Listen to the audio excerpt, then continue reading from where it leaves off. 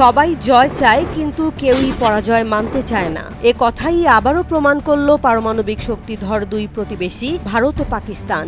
কাশ্মীর ইস্যুতে সাম্প্রতিক সংঘাতে দুই পক্ষই নিজেদের বিজয়ের গল্প তুলে ধরছে, কিন্তু ক্ষয়ক্ষতির হিসেব যেন অজানাই রয়ে গেছে।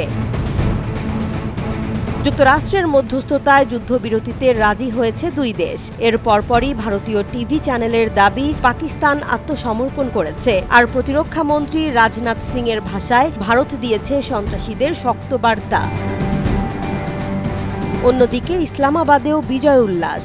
রাজপথে নেমেছে মানুষ। প্রধানমন্ত্রী শাহবাজ শরীফের কণ্ঠে গর্ব, ভারতের বন্দুক থামিয়েছে আমাদের যুদ্ধ বিমান।